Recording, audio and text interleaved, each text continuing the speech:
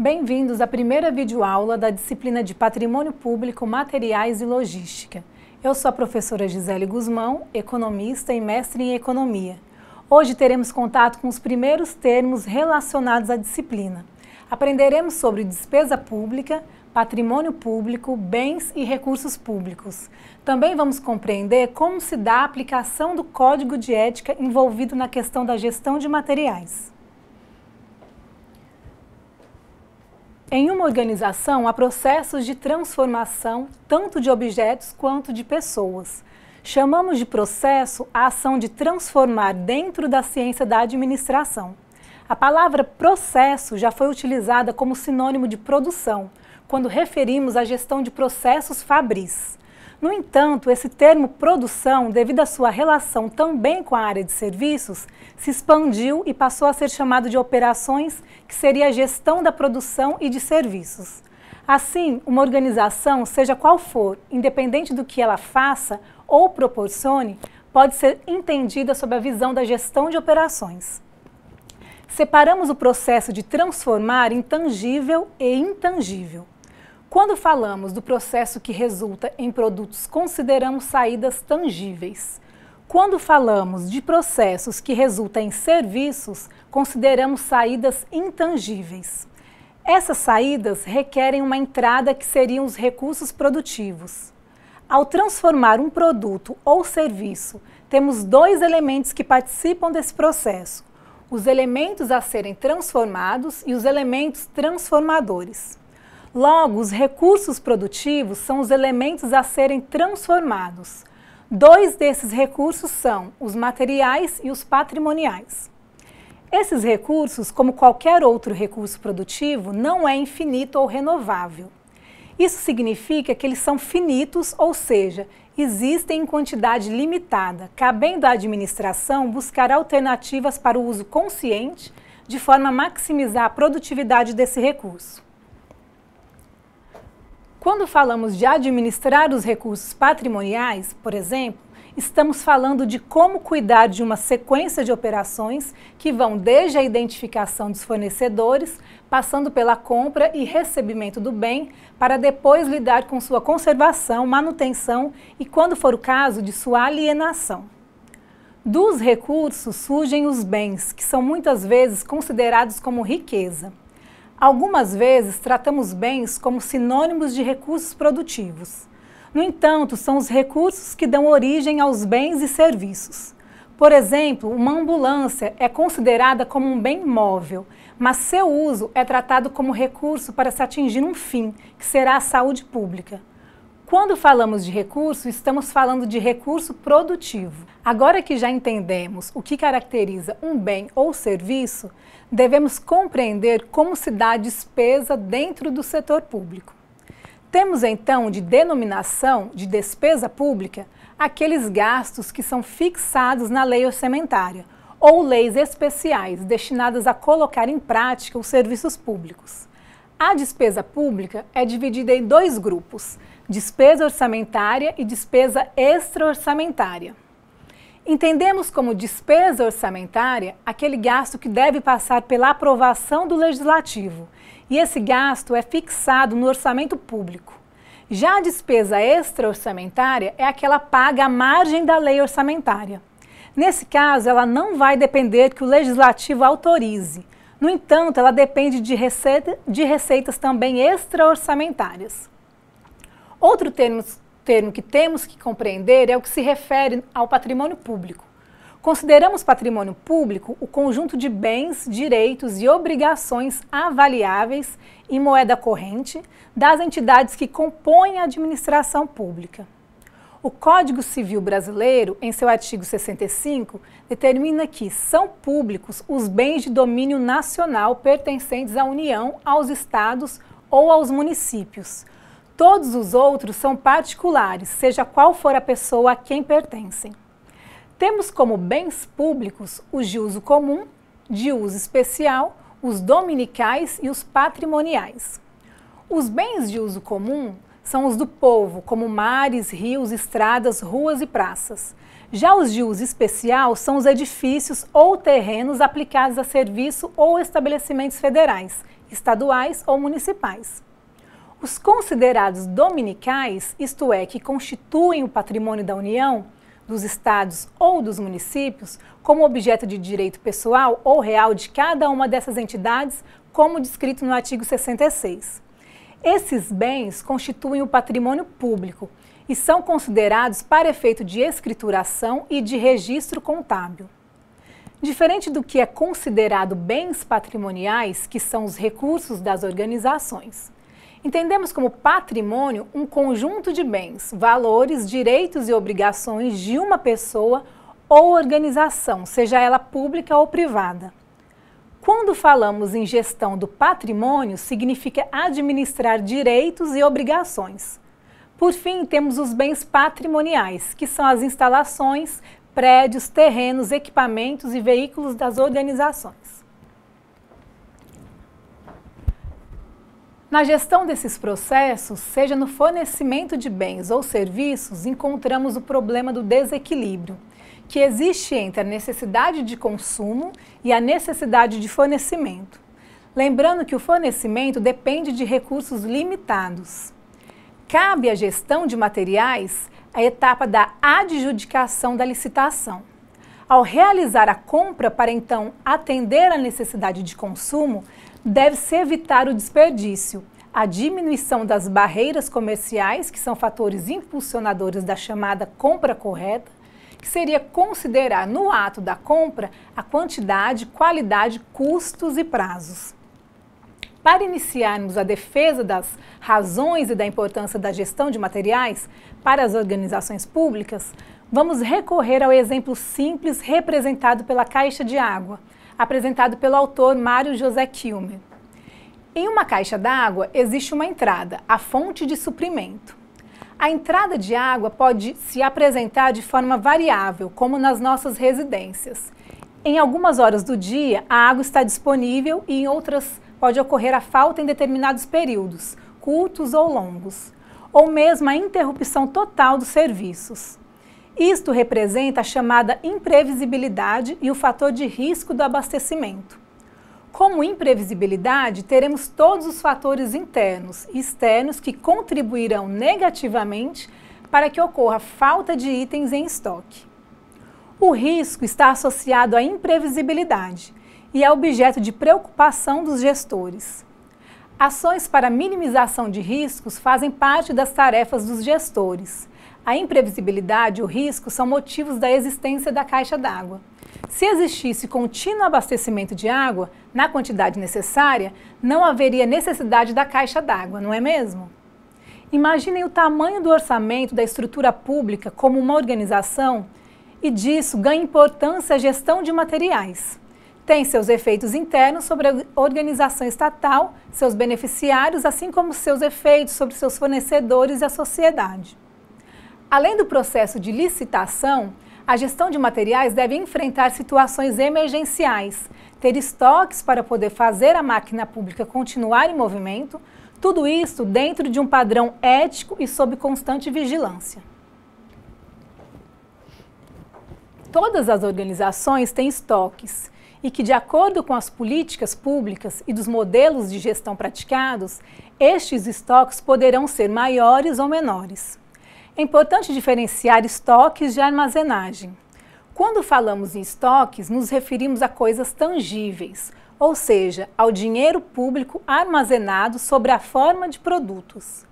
Armazém se refere à estrutura física e operacional para conter, proteger, manter e disponibilizar estes estoques. O armazém é considerado uma estrutura de apoio para atividades meio e não atividades fim, que representam as pessoas e equipamentos que estão por trás das paredes realizando um serviço importante. Na gestão de materiais, patrimônio público e logística, é preciso estudar a questão da ética e da moral.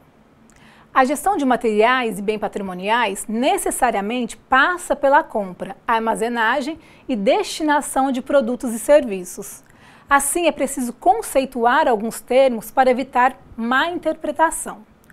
O ponto de partida é que existe certa confusão entre o que vem a ser moral e o que vem a ser ética. Vamos rever as definições que você já aprendeu, mas agora com ênfase em gestão de patrimônio. Segundo Michaelis, 1998, podemos concluir que, enquanto a moral é a arte da filosofia que trata dos atos humanos, dos bons costumes e deveres do homem, em sociedade e perante os de sua classe, a ética estuda os valores morais e princípios ideais de conduta humana. Conforme o entendimento do autor, a moral está fora do homem e a ética dentro do homem, ou seja, cada um de nós sabe exatamente o que é certo e o que é errado. Isso está dentro de nós, portanto é ética. Outra forma de ver a questão é aceitar a ética como julgamento da moral. A moral é do grupo, dos outros. Você e eu, como indivíduos, podemos querer fazer parte de um grupo, ou seja, moral é um conjunto de atos e pensamentos praticados e aceitos por determinado grupo de pessoas. Portanto, como existem diversos grupos, existem diversas morais, mas a ética é apenas nossa, portanto ela é única. Temos ainda a aética. Nota-se o sufixo a, mais a palavra ética. O a significa a não existência de discussão, o que é diferente de antiética, uma palavra formada pelo sufixo anti e a palavra ética. Nesse caso, anti significa a negação de algo, ou seja, a negação da ética. E assim que se descreve um comportamento contrário ao que a ética afirma ser o certo. Logo, podemos concluir que ética é o julgamento da moral. E qual a necessidade de se estudar ética em gestão de materiais? Uma das respostas a essa pergunta é o fato do profissional responsável pelas compras lidar com a saída de dinheiro das instituições públicas. E por esta razão, esses profissionais podem ser alvos de pessoas que pretendem usufruir do dinheiro público de forma ilícita. Casos de desvios de dinheiro podem acontecer tanto pela saída do caixa, por meio dos pagamentos efetuados, como por meio da entrada de dinheiro, ou seja, pela arrecadação. A nossa legislação se vale de dispositivos legais que punem os funcionários que agem de má fé contra a gestão dos recursos públicos.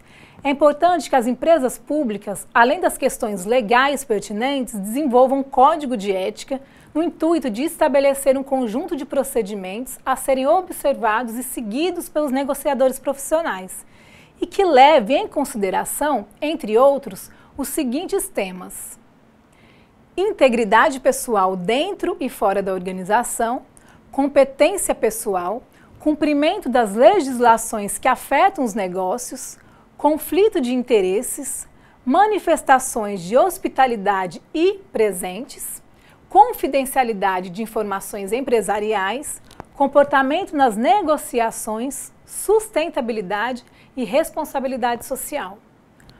O comprador não pode ter conflitos de interesse com a organização.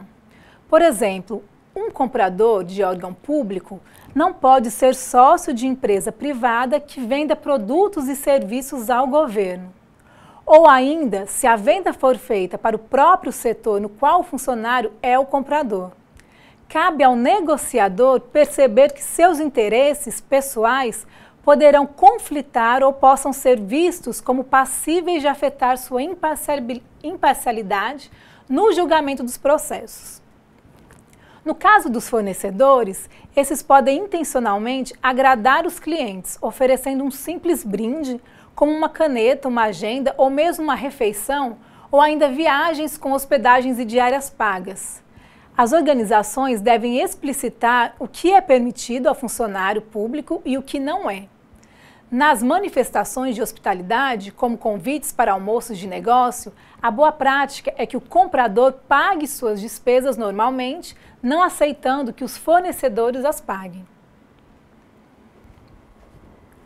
O tema da confidencialidade de informações pode ser visto sob dois ângulos diferentes. Um relativo às informações internas da organização pública e outro relativo a dos fornecedores com os quais desenvolve os contratos comerciais.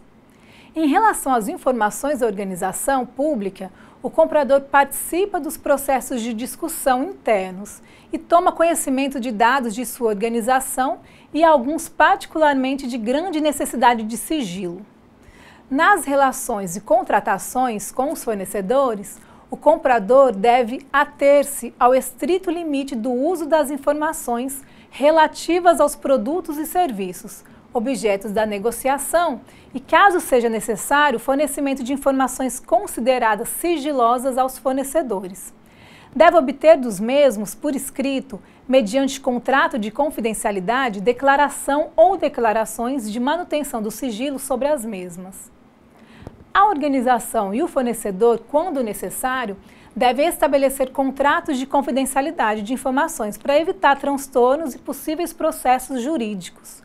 Os compradores das organizações públicas devem deixar claro em seus contratos com fornecedores que estes não poderão, salvo após autorização escrita e expressa, utilizar em suas peças promocionais o nome ou marcas da empresa contratante. Na negociação, existem alguns aspectos que devem ser observados. Por exemplo, no caso de fornecedores concorrentes, que poderão usar de alguns instrumentos e informações para alcançar os melhores resultados em uma negociação, inclusive transgredindo o limite ético. No caso do comprador, este pode exagerar sobre volumes de compras com o objetivo de obter preços menores. Esse tipo de comportamento é uma atitude desonesta para com o seu fornecedor, uma vez que o fornecedor estará se baseando em uma possível promessa de compra, que no futuro não se realizará, e então, posteriormente, deixará de confiar em suas informações. Na negociação, deve-se mencionar aspectos do projeto ou dos produtos e serviços, que poderão futuramente impactar os custos adicionais ou em nível de serviço adicional por parte do fornecedor. Caso essa comunicação não seja feita, isso pode potencializar futuros conflitos pela não informação de um fato relevante, ou seja, omitir uma informação é um atentado contra a ética. Outro aspecto a se observar é a prática de negociar com o ganhador de uma concorrência.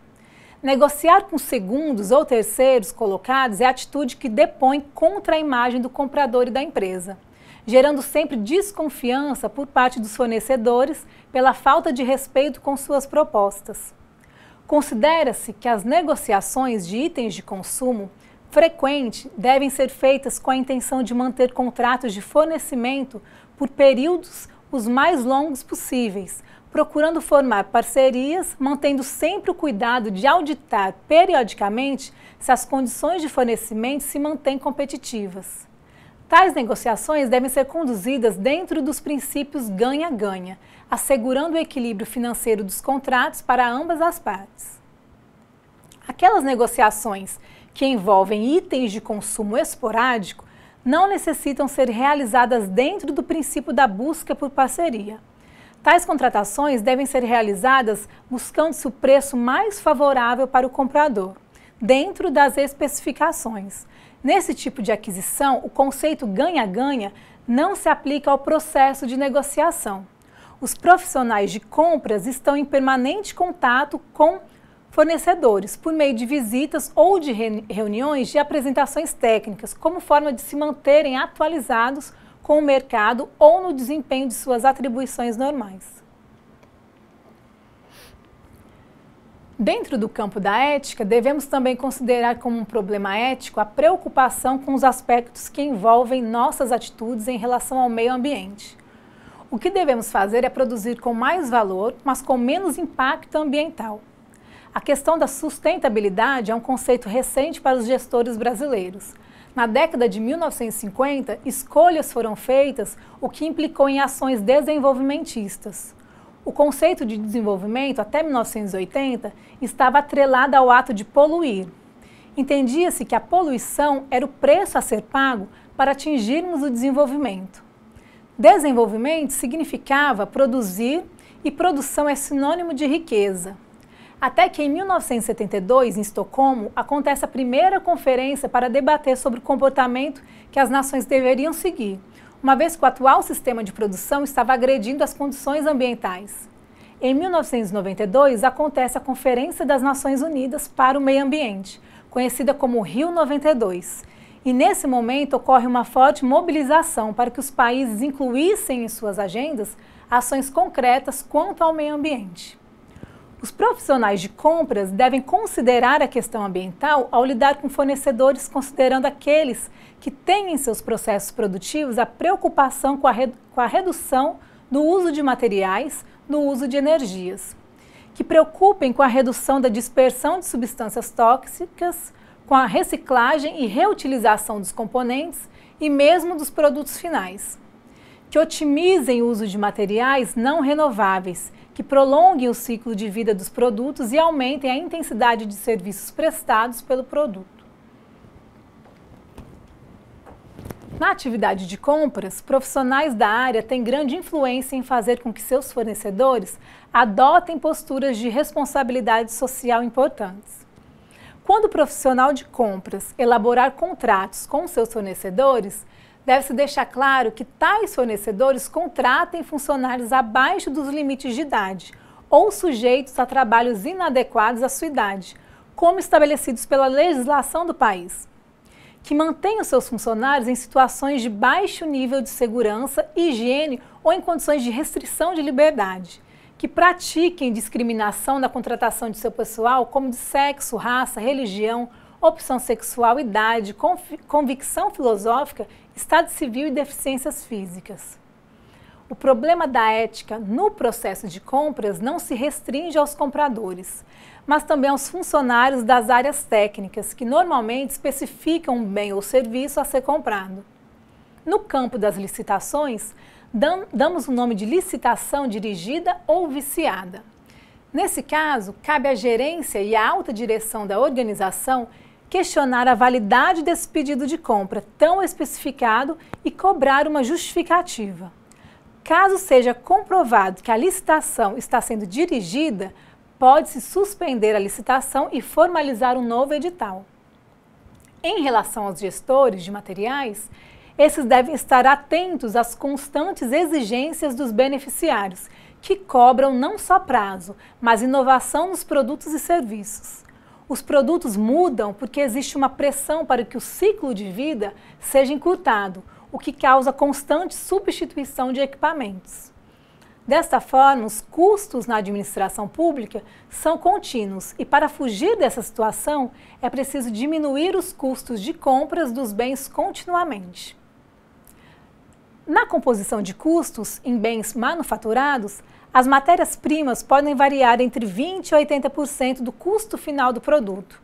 Logo, qualquer ganho do setor público no processo de compra traz resultados significativos para a organização. A literatura existente defende que os insumos de produção correspondem em média a 50% do custo dos produtos manufaturados, ou seja, os outros 50% correspondem aos encargos e custos da mão de obra. Chamamos de insumos de produção aqueles materiais que são consumidos no ato de transformação do produto. Esses insumos podem ser materiais auxiliares ou matéria-prima. Chamamos de materiais auxiliares aqueles que permitem que o processo aconteça, como o material de limpeza, por exemplo. Na verdade, são aqueles relacionados com as atividades meio da organização. Já a matéria-prima é aquele insumo consumido no processo de transformação que dá origem ao produto ou serviço. Por isso, está relacionada à atividade fim da organização. O preço no processo de compra inclui 4 itens: o custo das matérias-primas, custos da mão de obra, os impostos e o lucro do fornecedor. O comprador possui 2 formas de negociar o preço: ou tentando reduzir a margem de lucro, ou buscando custos menores com matérias-primas, uma vez que os outros 2 itens são fixados, ou seja, os impostos não podem ser alterados e a mão de obra não pode ter seu salário reduzido. Pela ótica do fornecedor, ele possui 2 alternativas para concorrer no processo licitatório. Uma alternativa é abrir mão do lucro esperado e a outra é trabalhar nos componentes dos custos da matéria-prima. A alternativa de reduzir o lucro do fornecedor é limitada, uma vez que as empresas sobrevivem por meio da realização de lucros. Desta forma, o fornecedor aceitará negociar a redução do lucro até certo limite. A partir desse limite, ele abandonará a negociação, o que é ruim em uma negociação. Diante dessa limitação, o fornecedor trabalhará para reduzir os custos das matérias-primas. Vamos considerar que na composição do preço de um produto, a matéria-prima corresponde a 60% do preço. O comprador exige do fornecedor um desconto de 5% no preço. Logo, ele quer pagar não por 100% do preço, mas 95% deste preço. Resta ao fornecedor buscar esse desconto ou reduzindo a margem de lucro, ou barateando a matéria-prima. Ele opta pela matéria-prima. O peso, então, do custo da matéria-prima, que era de 60%, deverá cair para 55%. Logo, 5% de 60% será 8,33%. O fornecedor terá então que reduzir o custo da matéria-prima em 8,33% para manter a sua margem de lucro e oferecer um produto com preço reduzido, atendendo assim à exigência do comprador. O que acontece numa situação de negociação como esta, que passa por uma redução de custo nos preços dos insumos, é a possibilidade do fornecedor buscar o aumento da produtividade. Atualmente, preza-se no processo de negociação uma situação em que tanto o comprador como o fornecedor entrem num consenso que ambos ganhem, o chamado ganha-ganha, e nunca o ganha-perde. Numa organização, existe uma relação de poderes e atribuições. As pessoas que participam dessa organização trabalham juntas para um objetivo comum. Chamamos de organograma a representação física das relações de poder e de dependência entre estas pessoas. No âmbito das organizações públicas, nomeamos os departamentos responsáveis pelas atividades de compras e de gestão de materiais, tais como Departamento de Compras, Engenharia de Compras, Central de Compras, Gestão de Materiais, Departamento de Logística e outros. Podemos resumir todos esses departamentos a uma única função, a gestão de compras, que é quem intermedia a unidade pública e o fornecedor, ocupando a função de atividade meio da organização. O profissional da gestão de compras é quem contata os fornecedores. No caso das organizações públicas, são os fornecedores que buscam a parceria com a organização, oferecendo seus produtos e serviços, o que facilita a função do gestor de compras. Um ponto importante é o gestor de compras não cair na armadilha da acomodação, simplesmente aceitando e sendo informado apenas pelo que os fornecedores oferecem.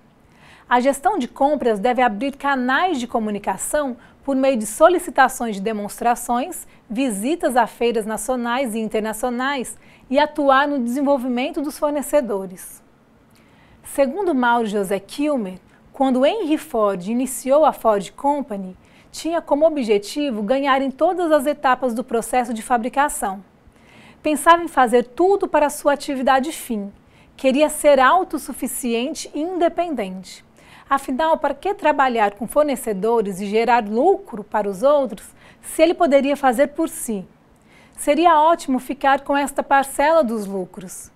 Enquanto organizações como a Ford pensavam na sua autossuficiência como alternativa, organizações como a General Motors pensavam de forma diferente, na medida em que compravam outras organizações, fabricantes de veículos, mantinham a independência destes e isto contribuía para uma pluralidade de ações na competição entre elas, no tocante a usar componentes comuns. Max Weber propôs a burocracia como uma forma de melhor administrar países e governos. E, consequentemente, as organizações, o que foi logo aceito e começou a fazer parte das funções públicas. No senso comum, a burocracia soa como algo ruim. O que acontece no senso comum é um desvio do entendimento de burocracia, segundo Weber. Para Kilmer, a burocracia pela burocracia, o controle pelo controle, a limitação da ação do funcionário público, os desvios de conduta no qual o funcionário cria dificuldades para depois vender favores, não são compatíveis com a definição proposta por Weber de burocracia. Já na década de 80, houve uma predominância de um Estado neoliberal, que passa a cobrar do próprio sistema uma simplificação no processo de compras públicas. No Brasil, foi no governo Fernando Collor de Mello que princípios qualitativos passaram a ser considerados no processo, mais precisamente com a criação da Fundação Prêmio Nacional da Qualidade. Para Marcelo Kilmer, o uso de ferramentas estratégicas pela administração permite que as organizações tenham melhores resultados operacionais nas políticas públicas, de curto a longo prazo. O uso da estratégia na administração foi mais uma das formas de se buscar vantagem em um mercado altamente competitivo. Na administração, com viés em planejamento estratégico, afirma-se que se deve transformar as ameaças em oportunidades. Isto exige uma mudança radical na maneira de ver a relação entre a instituição pública e fornecedor. A carteira de pedidos de uma empresa fornecedora para uma organização pública pode aumentar e, em contrapartida, o governo obtém produtos com maior confiabilidade, estabelecendo assim uma relação de parceria, ou seja, uma relação ganha-ganha. Na aula de hoje, aprendemos sobre a ética no processo de compras, bem como conceitos de sustentabilidade e de responsabilidade social associados às compras. Vimos também as influências que existem na composição de preços e também de que alternativas os fornecedores dispõem para reduzir os seus preços. Por fim, iniciamos o estudo do tema sobre gestão do patrimônio público e algumas de suas implicações. O tema da nossa próxima aula é sobre o funcionamento dos estoques nas organizações públicas. Até lá!